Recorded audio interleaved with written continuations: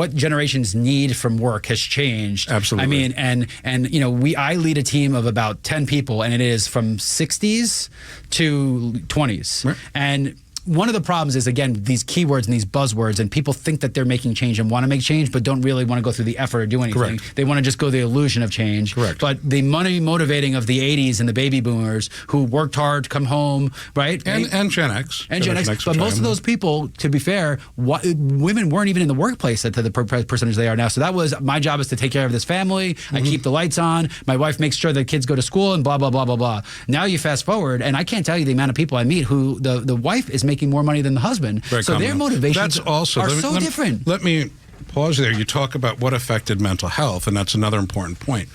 What I saw during the Great Recession, around that 2008 time, was, especially here in Atlanta with the housing bust, I always said that if we lose housing in Atlanta, we're in a lot of trouble, because every third person you met was tied to the housing industry. It seemed to me. Wow. Back then.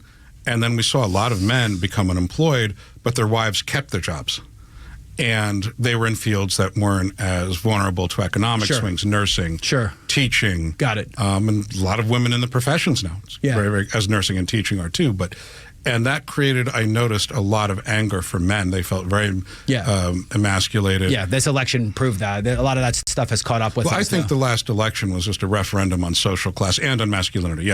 Both, too. I agree with that strongly. Yeah, well, and that, look, that's why we're having this conversation. Sure. So we're going to get back, and I'm going to ask you to give me a nice diagnosis in the 22 to 30 minutes we've spent with each other. Okay. And then we're going to talk a little bit about tips in the workplace, whether you work for someone or somebody works for you, and ways you can really take a step back, take a breath, relax, and go and just progress in your career. Because I think there's also as much opportunity as there's ever been in the workforce. I think if you are the kind of person who puts your head down, gets your work done, there's ways you can position yourself better in your company. But it takes more than hard work. This is a lot of the work I do.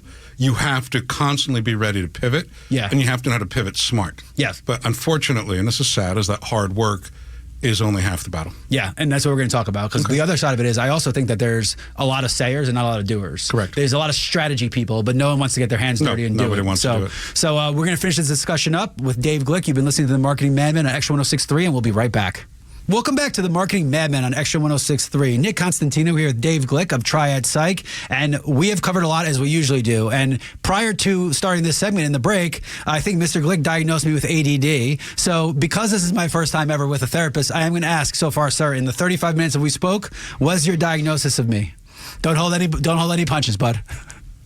Well, in poker, you don't show your hand immediately. Fair.